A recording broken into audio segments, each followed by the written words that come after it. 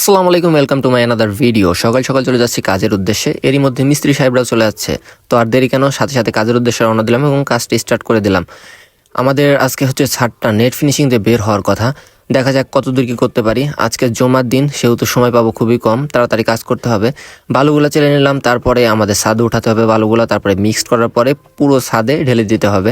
তারপরে পানি দেওয়ার পরে এটা ফিনিশিং দেওয়ার একটা রূপ দিতে হবে। সেই কাজটাই করতেছি এখন। বালুগুলো আনলাম, তারপরে ভাজালাম, এখন ছাদে ছেড়ে দিতে হবে।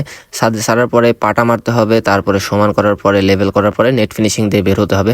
যেহেতু আজকে জুমার দিন, সেহেতু সময় খুব কম পাবো, কারণ নামাজ পড়তে গেলে সেখানে 2 ঘন্টা আমাদের চলে যাবে।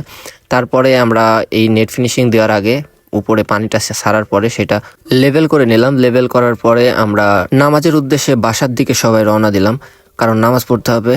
আজকে যেহেতু জুমার দিন, নামাজ বাদ দেওয়া যাবে না, তার জন্য বাসায় এসে তৈরি হয়ে নিলাম এবং নামাজের উদ্দেশ্যে রওনা দিলাম।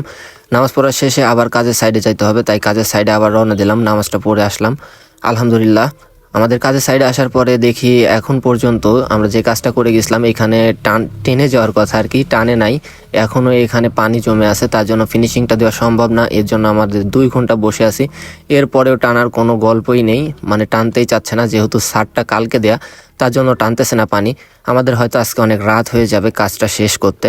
তারপরেও কি করার, আজকে যেহেতু কাজটা শেষ করতে হবে, যত রাতই হোক না কেন। আবার সন্ধ্যার পরে আমরা কাজের উদ্দেশ্যে রওনা দিই 2 ঘন্টা বসে থাকার পরে। তারপরেও সেরকম কোনো টানার কোনো গল্পই নেই। উপরে আমরা পাওয়ারের একটা বাল্ব লাগিয়ে দিলাম যাতে টেনে যায়। 8টা বেজে গেছে, এখনো কাজের সাইডে, কাজ শেষ করতে পারিনি। ঠান্ডা, প্রচুর ঠান্ডা পড়তেছে। 9টা বেজে যাবে হয়তো আজকে কাজ শেষ করতে করতে। যাই হোক, কাজ শেষ করতে হবে যেমনি হোক। সবাই দোয়া রাখবেন। Bye bye.